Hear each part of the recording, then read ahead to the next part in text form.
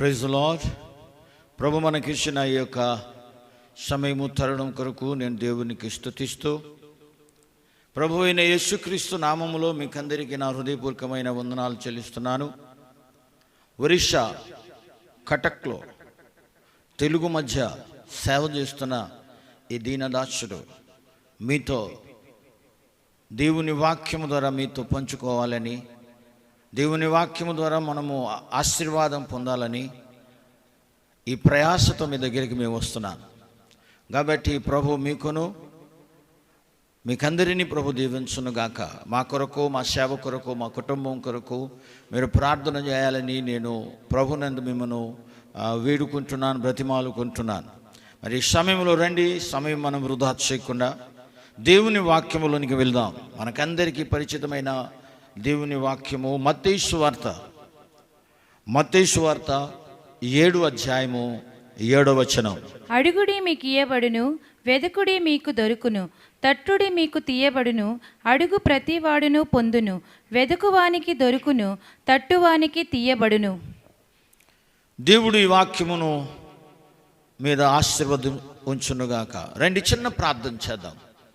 ప్రభువా, నీకు వందనాలు, స్తోత్రాలు చెల్లిస్తున్నాం. నీ పరిశుద్ధ వాక్యములో ఉన్న మాటను ధ్యానించుకోవడానికి మేము వెలుచున్నాము. వాక్స్వరూపి అయిన దేవుడు నీవు మాతో మాట్లాడుచున్నావు కాబట్టి నీవే మాతో మాట్లాడండి. నీ స్వరం మాకు వినిపించండి. మాట్లాడుచున్న దీన దాసుని సిలువ చాటులో మరుగుపరిచి తన నోటిని నీ పరిశుద్ధ ఆత్మ అగ్ని చేత కాల్చివేసి నీవే తన నోటి ద్వారా మాట్లాడి మనకందరినీ బలపరచమని, మన ఆత్మీయ జీవితంలో అభివృద్ధి దయచేయమని యేసు నామములో ఈ చిన్న ప్రార్థన వేడుకుంటున్నాము తండ్రి, ఆమేన్. దేవుని బిడ్డలారా, మత్తయి సువార్త ఈ యొక్క అధ్యాయము 7వ వచనం చాలా పరిచితమైన వాక్యం, మనకందరికీ తెలిసిన వాక్యం. సండే స్కూల్ నుండి మేమందరం కూడా ఇది కంఠస్థం చేసిన వాక్యం. ప్రభు మరి ఈ వాక్యం చెప్పినప్పుడు, ఈ మాట చెప్పినప్పుడు, ఈ మాట ద్వారా చాలామంది విశ్వాసులకి ఒక సంతోషం ఏంటంటే ప్రభు అడుగుమన్నాడు కాబట్టి మనం అడగాలి. అందును బట్టి చాలామంది అడగడం ప్రారంభించారు. అడగడం అంటే ప్రార్థన చేయడం. అడుగుడి మీకు ఇవ్వబడతానంటే దాని అర్థం ఏంటంటే, నా దగ్గర మీరు ప్రార్థన చేయండి, నీకు ఇస్తానన్నాడు. యోహాను సువార్తలో ప్రభు అన్నాడు, ఇంతవరకు మీరు అడగలేదు కాబట్టి మీరు పొందలేదు, కాబట్టి మీరు అడగండి, నా నామములో మీరు అడిగితే తండ్రి మీకు అనుగ్రహిస్తాడు. కాబట్టి ప్రభు బిడ్డలు ఏం చేస్తున్నారంటే ఈ రోజుల్లో అడగడం ప్రారంభించారు, అడుగుతున్నారు కూడా. నేను కాదంటం లేదు, కానీ ఏది అడుగుతున్నారు? ఈ లోకంలో ఉన్న తిండి కొరకు అడుగుతున్నారు, బట్టల కొరకు అడుగుతున్నారు, ఇల్లు కొరకు అడుగుతున్నారు, కుటుంబస్తులు తల్లిదండ్రులు అయితే పిల్లల భవిష్యత్ కొరకు అడుగుతున్నారు, వారి ఉద్యోగం కొరకు, వారి వివాహం కొరకు అడుగుతున్నారు, లేకపోతే ఏదైనా సమస్య వచ్చింది, ఏదైనా అవసరత ఉంటే దాని కొరకు కూడా అడుగుతున్నారు. మంచిదే, నో ప్రాబ్లం. కానీ ప్రభు ఇక్కడ అడుగుడి మీకు ఇవ్వబడదని చెప్పిన మాట, ఏది అడగాలి అది ప్రశ్న. ప్రభు ఏమన్నా అడుగుమని చెప్పాడు. ఈ శరీరము కొరకు, తిండి కొరకు, వస్త్రము కొరకు, ఉండడానికి ఇల్లు కొరకు ఇదేనా మనం అడగాల? లేకపోతే మరి ఏదైనా ఉందా? బైబిల్లో చెప్పబడుతుంది, మీరు ఏమి తింటారు, మీరు ఏమి ధరించుకుంటారు, మీరు త్రాగుతారో దాని విషయంలో మీరు చింతపడవద్దు అని మత్తయి సువార్త 6వ అధ్యాయంలోనే ప్రభు చెప్తున్నాడు. ఒకవేళ మీరు చదివితే 25, 26, 31 ఈ వచనం అన్నీ కూడా అలాగే ఉంది.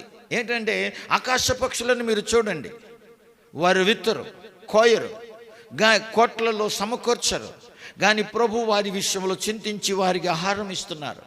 అదే కిందలో ప్రభు అంటున్నాడు, మీరు ఆకాశ పక్షుల కన్నా మీరు శ్రేష్ఠులు. మీకు ఏం అవసరత ఉందో ప్రభుకు తెలుసు. కాబట్టి మీరు దీని విషయంలో చింతించకండి, దీని విషయంలో మీరు బాధపడకండి.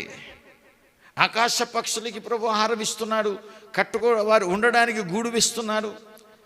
ఆకాశ పశువులను, భూమిలో ఉన్న పశువులను అందరికి ప్రభు ఆహారం ఇస్తున్నాడు. కాబట్టి మనిషి యేసయ్య రూపములో, ప్రభు ఒక స్వరూపములో తయారు చేయబడిన ఈ మనిషిని కొరకు కూడా ప్రభు ఒక ప్రత్యేకమైన ఉద్దేశము కలిగి ఉన్నాడు. కాబట్టి ఈ లోక విషయంలో, శరీర విషయంలో, ఈ యొక్క శరీరంలో ఉన్న అవసరత విషయంలో మనం చింతించకూడదు. దాని విషయంలో మనం అడగకూడదు. ఎందుకంటే మనము కష్టపడితే ప్రభు మనకు ఆశీర్వదిస్తాడు. మనం కష్టపడితే ప్రభు మన కష్టార్జితమైన ఆ ప్రయాసలో ప్రభు దీవిస్తాడు, మనకు ఆశీర్వదిస్తాడు. ఇది సాధారణమైన విషయాలు. దీని విషయంలో మీరు అడగకండి. యాక్చువల్గా మనం ఏది అడగాలి, ఏ విషయం మనం అడగాలి, అది ఈరోజు నేను మీకు చెప్పాలని ఆశిస్తున్నా. దానిలో ఈరోజు మొట్టమొదటి ఒక విషయం మాత్రం నేను తప్పకుండా మీతో పంచుకోవాలని ఆశిస్తున్నాను. ఏమి అడగాలి అంటే బైబిల్లో ఒక మాట మనము చదువుకుందాం. యాకోబు పత్రిక, అందరు కూడా తీయండి. యాకోబు పత్రిక 1వ అధ్యాయము 5వ వచనము మనము చదువుకుందాం. మీలో ఎవనికైనను జ్ఞానము కొదువుగా ఉన్న ఎడల అతడు దేవుణ్ణి అడగవలెను, అప్పుడది అతనికి అనుగ్రహింపబడెను. ఆయన ఎవరిని గద్దింపక అందరికిని ధారాళముగా దయచేయువాడు. ఎవరికైనాను జ్ఞానము కొదువుగా ఉంటే, ప్రైజ్ ది లార్డ్, హల్లెలూయా. ప్రభు ఏమన్నాడు? ఎవరికి అయినా జ్ఞానము కొదువుగా ఉంటే ధారాళముగా ఇచ్చే దేవుని దగ్గర అడగవలను. అయితే మనం ఏమి అడగాలి? మొట్టమొదటి విషయం జ్ఞానము ప్రభు దగ్గర అడగాలి. జ్ఞానము అడగాలంటే చాలామంది ఏమనుకుంటారంటే పిల్లలు జ్ఞానం అడగాలి. స్కూల్లో చదివే వాళ్ళు, కాలేజీలో చదివే పిల్లలు వారే ప్రభు దగ్గర ప్రార్థన చేయాలి. ప్రభు మాకు జ్ఞానం దయచే, ఈ లోకంలో చదువుతున్నా మాకు మంచి నంబర్లో పాస్ చేసే అని ఈ విషయంలోనే చాలామంది ప్రార్థన చేస్తూనే ఉంటారు, ఇదే అడుగుతూనే ఉంటారు. చదువు పిల్లలు స్కూల్లో కానీ కాలేజీలో కానీ చదివే పిల్లలు అడగాలి, జ్ఞానం అడగాలి అని చాలామంది ఒక బోధ. కానీ బైబిల్లో ఏమని రాయబడి ఉంది? ఒకసారి మీరు తీయండి. 1 కొరింథీ పత్రిక, అపోస్తలుడైన పౌలు కొరింథీకు రాసిన 1 పత్రిక 1వ అధ్యాయము 20వ వచనము. జ్ఞాని అయినను శాస్త్రమైనను ఈ లోకపు తాత్పర్య వేదం ఏమైనను ఈ లోక జ్ఞానమును దేవుడు వెర్రితనముగా చేసి ఉన్నాడు కదా. బస్ ఏంటంట? ఈ లోకములో జ్ఞానము ప్రభు ఏం చేశాడంట? వెర్రితనముగా చేశాడు. అంటే ఈ లోక జ్ఞానము దేవుని దృష్టిలో వెర్రితనము, మూర్ఖత్వము. ఈ లోక జ్ఞానాన్ని ప్రభు అడగలేదు. ఈ లోక జ్ఞానము కొరకు మీరు ప్రయాసపడండి ఎక్కడ కూడా ప్రభు చెప్పలేదు. ప్రభు అంటున్నాడు జ్ఞానము కొదువుగా ఉండే జ్ఞానం అడగాలి. ఏ జ్ఞానము? ఈ లోకములో ఉన్న చదువు జ్ఞానము కానీ, ఈ లోకములో ఉన్న జ్ఞానము కానీ, ఇదన్నీ కొరకు మీరు ప్రయాసపడకండి. దీని విషయంలో మీరు అడగకండి. ఎందుకంటే ఈ లోక జ్ఞానము దేవుని దృష్టిలో ఎర్రితనము. మీరు ఎంత చదువుకున్నా మీ చదువును బట్టి దేవుడు మీకు దీవించాడు. నేను ఇంత చదువుకున్నాను కాబట్టి నేను దేవుని కొరకు ఏదో వాడబడతాను, ఈ లోక జ్ఞానమును బట్టి మేము వాడబడతాను, దేవుని కొరకు నేను పని చేస్తాను, సువార్త చేస్తాను అని నువ్వు అనుకుంటావు. ఒకవేళ అనుకుంటే అది మూర్ఖత్వం, అది ఎర్రితనం. ఈ లోక జ్ఞానములో నీవు దేవుని కొరకు వాడబడలేవు. ఈ లోక జ్ఞానము ద్వారా నీవు ప్రభు కొరకు సువార్త చెప్పలేవు. ఎందుకంటే ఈ లోక జ్ఞానము నీకు దేవునికి సంతోషపరచలేవు, నువ్వు సంతోషపరచలేవు. అందును బట్టి ప్రభు ఏమంటున్నాడంటే ఈ లోక జ్ఞానము దేవుని దృష్టిలో ఎర్రితనము. కాబట్టి ఎందుకు ఎర్రితనం అని చెప్పాడంటే ఈ లోక జ్ఞానములో ఏముందో ఒక్కసారి మనము దానిని చదువుకుందాం. ఆశ్చర్యంగా మీరు చదవండి. మరి యాకోబు పత్రిక ఒకసారి అందరూ కూడా తీయండి. యాకోబు పత్రిక 3వ అధ్యాయము 13వ వచనము నుండి చదువుదాం 16వ వచనం దాకా. మీలో జ్ఞాన వివేకములు గలవాడెవడు? వాడు జ్ఞానముతో కూడిన సాత్వికము గలవాడై తన యోగ్య ప్రవర్తన వలన తన క్రియలను కనపరచవలెను. అయితే మీ హృదయములలో సహింపలేని కాని మత్సరమును వివాదమును ఉంచుకొని వారైతే అతిశయపడవద్దు. సత్యమునకు విరోధముగా అబద్ధం ఆడవద్దు. ఈ జ్ఞానమునకు పైనుండి దిగువచ్చినది కాక భూసంబంధమైనదియు ప్రకృతి సంబంధమైనదియు దెయ్యముల జ్ఞానము వంటిదైన ఉన్నది. ఏలయనగా మత్సరమును వివాదమును ఎక్కడ ఉండునో అక్కడ అల్లరియు ప్రతి నీచ కార్యమును ఉండును. బసంతి చాలు. దేవుని బిడ్డలారా, ఇక్కడ ఉన్న మాట ఏమని రాయబడి ఉన్నదంటే ఈ జ్ఞానం అంట. ఏ జ్ఞానము? ఈ లోక జ్ఞానము. ఈ లోక జ్ఞానములో ఏముందంట? మత్సరం ఉందంట, వివాదం ఉందంట, కలహము ఉందంట, జగడము ఉందంట, గర్వం ఉందంట. ఈ జ్ఞానములో ఏముందంటే అన్ని రకాలమైన కలహము, జగడము, వివాదము, మత్సరము, ద్వేషము ఈ లోకములో ఉంది కాబట్టి, ఈ జ్ఞానములో ఉంది కాబట్టి, ఈ జ్ఞానము ఈ లోక సంబంధమైన జ్ఞానము, దెయ్యముల జ్ఞానము. ఈ లోక జ్ఞానము, దెయ్యముల జ్ఞానము ప్రకృతి సంబంధమైన జ్ఞానము కాబట్టి ఈ లోక జ్ఞానము దేవుని దృష్టిలో ఎర్రితనము. నువ్వు ఎంత చదువుకున్నా, నువ్వు ఎంత జ్ఞానిగా నువ్వు లోకంలో చూపించినా ఆ జ్ఞానము ఏంటంటే ఆ జ్ఞానము లోపల ఈర్ష, మత్సరము, కపటము, గర్వము ఉంటుంది కాబట్టి ఈ జ్ఞానము దేవుని దృష్టిలో ఎర్రితనము. అంటే దాని అర్థం ఏంటంటే మీరు ఈ జ్ఞానములో ఈ చదవద్దు అని నేను చెప్పటం లేదు. ఈ లోకంలో ఉన్న జ్ఞానం ఒకవేళ మీరు చదివితే యథార్థముగా ఈ జ్ఞానం మీరు పొందుకుంటే ఈ లోకము మట్టుకే మీకు మర్యాద ఉంటాయి, మీకు సన్మానం ఉంటాయి. మీరు ఈ లోకంలో ఏదైనా ఒక పని మీరు చేయగలుగుతారు. కానీ ఈ లోక జ్ఞానము ద్వారా మీరు దేవునిని సంతోషపరచలేవు. ఎందుకంటే ఈ లోక జ్ఞానము దేవుని దృష్టిలో ఎర్రితనం. ఎందుకంటే ఈ లోక జ్ఞానములో సమస్తమైన చెడు కార్యం ఉంది, ఈ సమస్తమైన మత్సరం ఉంది, గర్వం ఉంది. దాన్ని బట్టే ప్రభు అన్నాడు ఈ లోక జ్ఞానము నా దృష్టిలో ఎర్రితనం. అయితే ఇప్పుడు ప్రశ్న వస్తుంది, ఏ జ్ఞానం అడగాలి? ఇప్పుడు ప్రశ్న వస్తుంది ఏంటంటే ఏ జ్ఞానం అడగాలి? బైబిల్లో ఒక 2-3 మాటలు మీకు చెప్పాలని నేను ఆశిస్తున్నాను. అదే యాకోబు పత్రికలో ఒక మాట రాయబడి ఉంది, 3వ అధ్యాయము 17వ వచనం. అయితే పైనుండి వచ్చే జ్ఞానము మొట్టమొదట పవిత్రమైనది, తరువాత సమాధానకరమైనది, మృదువైనది, సులభముగా లోబడునది, కనికరముతోనూ మంచి ఫలములతోనూ నిండుకొనినదై పక్షపాతమేనను వేషధారణను లేనిదనై ఉన్నది. ఈ జ్ఞానము మనకు కావాలి. ఏ జ్ఞానము? యాకోబు, అపోస్తుడైన యాకోబు ఏమని చెప్తున్నాడంటే పై నుండి వచ్చే జ్ఞానం. ప్రైజ్ ది లార్డ్, హల్లెలూయా. ఏ జ్ఞానము? లోక జ్ఞానము కాదు. లోకములో ఉన్న దెయ్యాలు జ్ఞానం, లేకపోతే ప్రకృతి సంబంధమైన జ్ఞానము కాదు. ఏ జ్ఞానం మనం అడగాలంటే పైనుండి వచ్చే జ్ఞానం.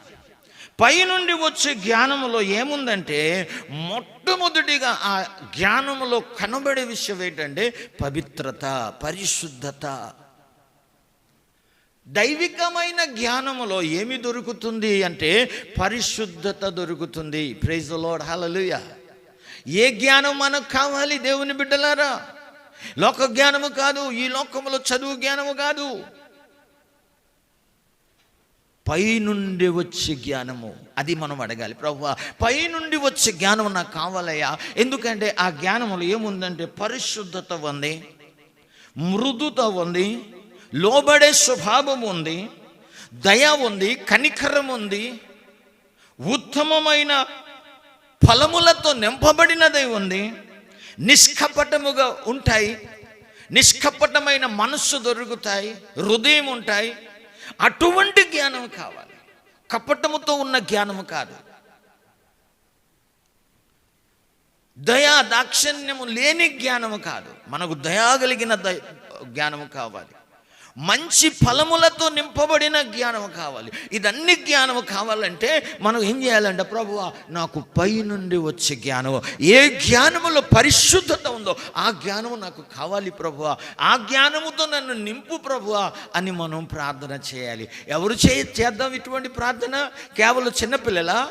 కాదు, చిన్న పిల్లల నుండి వృద్ధుల వరకు అందరూ కూడా ఈ ప్రార్థన చేయాలి. ఏంటంటే ప్రభువా నాకు జ్ఞానము కావాలి. ఏ జ్ఞానం అంటే పై నుండి వచ్చే జ్ఞానము, పరిశుద్ధమైన జ్ఞానం, దయా కనికరము, జాలి కలిగిన జ్ఞానం, ఉత్తమమైన విషయాలు, మృదుమైన విషయాలు మాట్లాడే జ్ఞానం నాకు కావాలి. ఈ జ్ఞానం మనం ప్రభు దగ్గర అడగాలి. ఒకవేళ ఇటువంటి జ్ఞానం మీలో కొదువు ఉందా? ఇప్పుడే ఈ క్షణమే ప్రభు దగ్గర ప్రార్థన చేయండి. ప్రభువా, నాకు పైనుండి వచ్చి జ్ఞానము దయచే. రెండో దగ్గరికి వెళదాం. రెండోది ఏంటంటే, జ్ఞాని అయిన సొలొమోను ప్రార్థన చేశాడు. ఏ ప్రార్థన చేశాడో ఒకసారి చూద్దాం. మొదటి రాజుల గ్రంథము, అందరూ కూడా నాతో పాటు తీయండి. మొదటి రాజుల గ్రంథము 3వ అధ్యాయము 9వ వచనం చదవండి. ఇంత గొప్పదైన నీ జనమునకు న్యాయము తీర్చగలవాడు ఎవడు?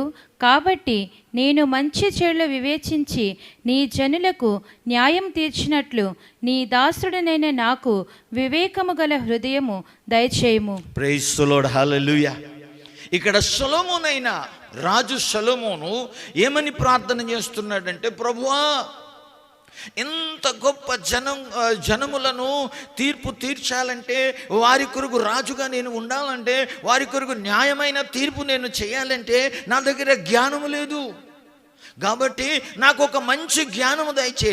ఏ జ్ఞానం అంటే మంచి చెడుల వివేచన చేసే జ్ఞానం. ప్రైజ్ ది లార్డ్, హల్లెలూయా. ఏ జ్ఞానం ఈరోజు కావాలి లోకములో విశ్వాసులకి? BA చదువుతున్నాను, గ్రాడ్యుయేట్ అయిపోయింది, MA చదువుతున్నా, డిగ్రీ ఇంకా పెద్ద చదువుతున్నా, BD చదువుతున్నా. మంచిదే, ఈ లోకము కొరకు నీకు అది కావాలి. ఈ లోకములో నీవు మర్యాదగా బ్రతుకుతావేమో, కానీ దేవునికి నీవు సంతోషపరచలేవు ఈ జ్ఞానము చేత. ఏ జ్ఞానం కావాలి నీకు అంటే మంచి చెడుల వివేచన చేసే జ్ఞానం నీకు కావాలి. డిఫరెంట్ తెలుసుకోవాలి. ఎందుకంటే ఈ రోజుల్లో ఏది మంచిది, ఏది చెడు, ఏది పనికిరానిది, ఏది పనికి వస్తుందో అది మనం తెలుసుకోలేకపోతున్నాం. ఈరోజు దేవుడు నీతో మాట్లాడుచున్నాడు. ఏ జ్ఞానం నీకు కావాలి బ్రదర్? ఏ జ్ఞానం కావాలి సిస్టర్ నీకు? మంచి చెడుల వివేచన చేసే జ్ఞానం కావాలి. ఎందుకంటే ఈ లోకం ఏమైందంటే కల్తీ అయిపోయింది, డూప్లికేట్ అయిపోయింది ఎక్కువ. కేవలం లోకములోనే డూప్లికేట్ కాదు, సంఘము లోపల కూడా డూప్లికేట్ వచ్చేసింది. ఏది మంచిది, ఏది చెడు బోధ, ఏది మంచి బోధ మనకు అర్థం కావటం లేదు. వాళ్ళు సేవకులు కదా, మంచి బాధలు చెప్తున్నారేమో అనుకుంటున్నాం మేము. ఆ బైబిల్ నుండే వాళ్ళు ప్రసంగం చేస్తున్నారు కదా, నిజముగా ఇది మంచిదా, ఇది మంచి బోధ, లేకపోతే ఇది చెడు బోధ, లేకపోతే ఇది అబద్ధ బోధ, లేకపోతే ఇది సత్యమైన బోధ అని మనం తెలుసుకోలేకపోతున్నాం. దాని కొరకు మంచి చెడుల వివేచన చేసే జ్ఞానం ప్రభు మనకు దయచేయాలని ప్రభు దగ్గర మనం అడగాలి. ప్రభు సొలొమోనును జ్ఞానం ఇచ్చాడు. ఆయన రాజత్వంలో రాజుగా ఉన్న సమయంలో మొట్టమొదటి ఒక సమస్య ఆయన దగ్గరికి వచ్చింది. 2 స్త్రీలు వచ్చారు, ఒక్క బాబును తీసుకొని వచ్చారు, ఒక్క పిల్లవాడిని తీసుకొని వచ్చారు. ఇద్దరు కూడా ఏమంటున్నారంటే, అయ్యా రాజా ఈ బాబు నాది.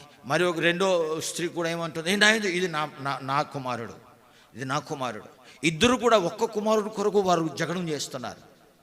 వాళ్ళిద్దరూ కూడా తర్కిస్తున్నారు, రాజు దగ్గర చెప్తున్నారు, ఈ బాబు నా కుమారుడు, ఈ బాబు నా కుమారుడు. ఇద్దరు చెప్పుతుండే రాజుకు ప్రభు ఒక మంచి ఆలోచన ఇచ్చాడు. వెంటనే అన్నాడు, సైనికులు చెప్పారు, ఒక ఖడ్గం తీసుకుని రండిరా.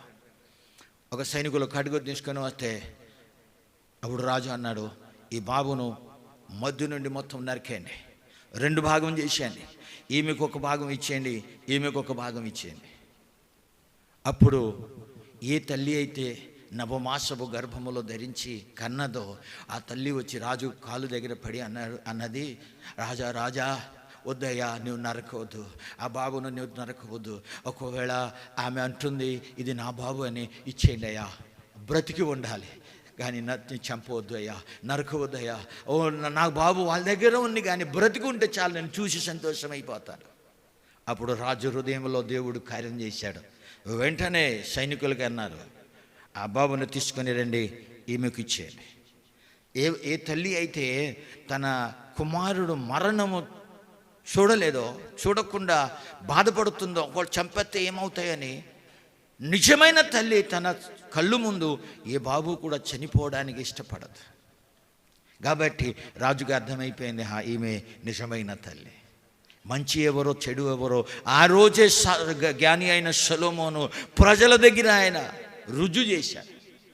ఈరోజు కూడా నేను చెబుతున్నా, ఎవరు మంచి వాళ్ళు, ఎవరు మంచి ప్రసంగికులు, ఎవరు మంచి సేవకులు, ఎవరు మంచి విశ్వాసులు, ఎవరు ఏది మంచి సంఘం, వివేచన చేసే జ్ఞానం ప్రభు దగ్గర అడగండి. మంచి చెడుల వివేచన చేసే జ్ఞానము ప్రభు దగ్గర అడగండి. మొదటిది పైనుండి వచ్చే జ్ఞానం పరిశుద్ధమైన జ్ఞానం. రెండవది మంచి చెడుల వివేచన చేసే జ్ఞానం. మూడవది సామెతలు. మరి ఒక మాట చదువుదాం. సామెతలు 14:16. జ్ఞానము గలవాడు భయపడి కీడు నుండి తొలగును, బుద్ధిహీనుడు వెర్రవేగి నిర్భయముగా తిరుగును. దేవుని బిడ్డలారా, ఇక్కడ ఉన్న మాట ఏంటంటే, జ్ఞాని ఎవరైతే ఈ యొక్క పరిశుద్ధ జ్ఞానవంతుడో, ఎవరైతే నిజమైన జ్ఞానవంతుడో, వాడు ఏం చేస్తాడంటే పాపము నుండి పారిపోతాడు, చెడు నుండి పారిపోతాడు, ప్రతి విధమైన దుష్ట కార్యము నుండి దూరముగా ఉంటాడు. కాబట్టి ప్రభు మనతో మాట్లాడిన మాట ఏంటంటే, ఎటువంటి జ్ఞానం కావాలి? పాపముతో రాజీపడే జ్ఞానం వద్దు, పాపమును చూసి సంతోషించే జ్ఞానం వద్దు, చెడును చూసి ఆనందించే జ్ఞానం వద్దు. ఏ జ్ఞానం అంటే పాపము చెడు నుండి పాపము నుండి పారిపోయే జ్ఞానం మనం కావాలి. ఏ జ్ఞానం అయితే యోసేపు పొందుకున్నాడు ఒక్కసారి మీరు జ్ఞాపకం చేసుకోండి. పాపము దగ్గర ఉందా, పాపము లాగుతుంది, ఆయన తన వశం చేయడానికి పాపము ప్రయత్నం చేస్తుంది. కానీ పాపమును విడిచిపెట్టి యోసేపు పరిగెత్తి బయటికి వచ్చేసిన ఏమైంది? శ్రమ వచ్చింది, కష్టాలు వచ్చింది, కానీ పాపముతో రాజీపడలేదు, పాపముతో కాంప్రమైజ్ చేయలేదు. ఎందుకంటే నిజమైన జ్ఞాని ఎవరైతే ఉన్నారో వారు పాపము నుండి దూరముగా ఉంటారు. అది నిజమైన జ్ఞానం. అందును బట్టి ఎప్పుడైతే ఐగుప్తు రాజు ఫారో ఆ కళ చూశాడో, ఆ సమయంలో యోసేపు చెప్పుచున్నాడు. యోసేపు ఆ కళకి అర్థం చెప్పిన తర్వాత రాజు అన్నాడు, నీలో దైవ జ్ఞానం అన్నది, నువ్వు నిజమైన జ్ఞానవంతుడు, కాబట్టి ఇంత పని, ఈ ప్రాజెక్ట్ నేను చేయలేను, కాబట్టి నీకే నేను అపాయింట్ చేస్తున్నాను. రాజు తర్వాత రెండో వ్యక్తిలో యోసేపును ప్రభు పెట్టాడు. ఎందుకంటే పాపము నుండి దూరం వెళ్ళిపోయి పారిపోయాడు.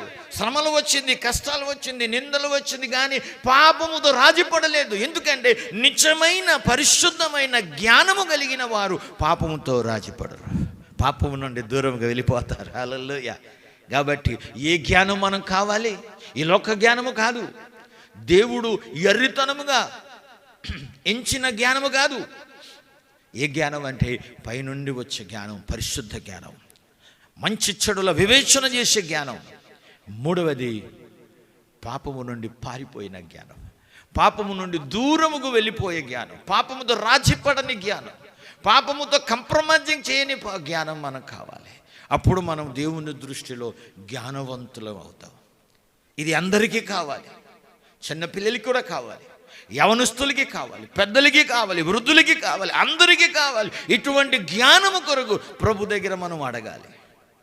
మొట్టమొదటిగా ఈరోజు మీతో నేను చెప్పిన మాట, ఏమీ అడగాలంటే ప్రభు దగ్గర ఎవరికైనా జ్ఞానము కొదువుగా ఉండే వారు జ్ఞానం అడగండి, ప్రభు మీకు జ్ఞానం ఇస్తాడు. ఎందుకంటే జ్ఞానము లేకుండానే ఈరోజు చాలామంది చెడిపోతున్నారని యెషయా గ్రంథంలో చెప్పబడుతుంది. ఏ జ్ఞానం లేదు. అందరూ పెద్ద పెద్ద జ్ఞానవంతులు ఉన్నారు, సైంటిస్టులు ఉన్నారు, చంద్రమండలికి వెళ్ళిపోతున్నారు, ఏదేనో పెద్ద పెద్ద సైంటిస్ట్ జ్ఞానవంతులు ఉన్నారు. కానీ జ్ఞానము లేకుండా దేశం ఈరోజు చెడిపోతుంది, ప్రపంచం చెడిపోతుంది. ఏ జ్ఞానం అంటే దైవిక జ్ఞానం లేదు, భయము లేదు, దేవుని భయమైన జ్ఞానము లేదు, ప్రభువును భయపడే జ్ఞానము లేదు, పైనుండి వచ్చే జ్ఞానము లేదు, మంచి చెడుల వివేచన చేసే జ్ఞానము లేదు, పాపము నుండి పారిపోయే దూరం వెళ్ళిపోయే జ్ఞానము లేదు. అందును బట్టే మనుషులు జ్ఞానము లేకుండా చెడిపోతున్నారు, నశించిపోతున్నారు. దేవుని బిడ్డగా నీవు నేను రండి, ప్రభు దగ్గర జ్ఞానం అడుగుదాం. ఏ జ్ఞానం అంటే ఈరోజు నేను చెప్పిన ఈ మూడు జ్ఞానం, పైనుండి వచ్చే జ్ఞానం, మంచి చెడుల వివేచన చేసే జ్ఞానం, కీడు నుండి దూరానికి పారిపోయే జ్ఞానం దేవుడు మనకి ఇవ్వడానికి సిద్ధముగా ఉన్నాడు. ఇంకా ఏది అడగాలో రెండో ఎపిసోడ్లో మీకు చెప్తాను. కాబట్టి ప్రభు మనకందరినీ దీవించునుగాక. రండి, మనము నిజమైన జ్ఞానము కలిగి ప్రభు దగ్గర ప్రార్థన చేద్దాం. నిజమైన జ్ఞానము కలిగి దేవుని కొరకు ఈ లోకములో జీవించుదాం. నిజమైన జ్ఞానిగా ప్రభు దగ్గర మనము దీవెన పొందుకుందాం. ప్రభు మనకిచ్చిన ఈ యొక్క మంచి సమయం బట్టి, మంచి తరుణం బట్టి దేవునికి స్తుతిస్తూ ఈ వాక్యము మీ జీవితంలో, మీ హృదయంలో ఉంచుకొని ప్రార్థన చేయండి. మా కొరకు, మా మినిస్ట్రీ కొరకు కూడా ప్రార్థన చేయండి. ఈ వాక్యము మీరు లైక్ చేయండి, కామెంట్ చేయండి, అనేకులకు ఈ వాక్యం షేర్ చేయండి. మనము ప్రయాసతో చేసిన ఈ యూట్యూబ్ ఛానల్ మీ దగ్గర మేము ఉంచుచున్నాం. దయచేసి మీకు అందరికీ నేను మనవి చేస్తున్నా, 2 చేతులు జోడించి మనవి చేస్తున్నా, ఈ ఛానల్ను మీరు సబ్స్క్రైబ్ చేయండి. ప్లీజ్ మీరు సబ్స్క్రైబ్ చేయండి. ఇంకా అనేకమైన వాక్యము మీ దగ్గర మేము విడుదల ఇస్తే మీ దగ్గరికి వస్తుంది. దాని ద్వారా మీరు ఆత్మీయ ఆశీర్వాదము, బలము మీరు పొందుతారు. ఇప్పుడే కొన్ని పాటలు కూడా మేము యూట్యూబ్లో కెట్బా చర్చ్ అనే యూట్యూబ్లో మేము విడిచిపెట్టాం. కాబట్టి మీరందరూ కూడా దీనిని చూసి పాటలు నేర్చుకొని మీ ఇంటిలో, మీ సంఘములో పాడండి, వాక్యం వినండి, దేవుని దీవెన ఆశీర్వాదం పొందుకొని పరలోకమైన జ్ఞానము కొరకు ప్రభు దగ్గర అడగండి. ప్రభు మన అందరినీ దీవించునుగాక. ప్రార్థన చేసుకుందాం. పరిశుద్ధుడానికి వందనాలు, స్తోత్రం చెల్లిస్తున్నాం. అయ్యా, అడుగుడి మీకు ఇయ్యబడుతాని అన్నావు కాబట్టి ఈరోజు మేము ఏమి అడగాలో మాకు నీవు తేటగా ప్రభు చెప్పావు. ఈ లోక జ్ఞానము కాదు ప్రభు, ఈ లోక జ్ఞానము నీ దృష్టిలో ఎర్రితనం. ఈ లోక జ్ఞానములో ప్రకృతి సంబంధి, ఈ లోక జ్ఞానములో ద్వేషము, ఈర్ష, కపటము, కలహము, జగడము, ఇదన్నీ కూడా ఉంటాయి. కాబట్టి ఈ జ్ఞానము కాదు ప్రభు, పైనుండి వచ్చే జ్ఞానము, పరిశుద్ధ జ్ఞానం, మంచి చెడుల వివేచన చేసే జ్ఞానము, కీడు నుండి, పాపము నుండి పారిపోయి మన ఆత్మీయ జీవితంను కాపాడే జ్ఞానం మాకు దయచేయమని అడుగుచున్నాం. వినిన ప్రతి వారిని మీరు దర్శించండి, ఆశీర్వదించండి. ప్రతి వారిని నీవు ఓ ప్రభువా నీవు ఆశీర్వదించి నీ పరలోకమైన, దివ్యమైన, నువ్వు కోరుతున్న జ్ఞానము ద్వారా వారిని దీవించి ఆశీర్వదించమని మేము ప్రార్థన చేస్తున్నాం. ప్రార్థన విన్నావు, నీకు వందనాలు. యేసు నామములో ఈ చిన్న ప్రార్థన వేడుకుంటున్నాము తండ్రి, ఆమేన్. తండ్రి అయిన దేవుని ప్రేమ, కుమారుడైన యేసుక్రీస్తు కృప, పరిశుద్ధాత్మ నిన్న సహవాసం ఎప్పుడు నువ్వు ఎల్లప్పుడు మీరు అక్కడి వరకు ఇక్కడ ఈ వాక్యం వింటున్న వారిని మనకును సదాకాలము తోడై ఉండి నడిపించుగాక. Amen, amen, amen. Praise the Lord. God bless you.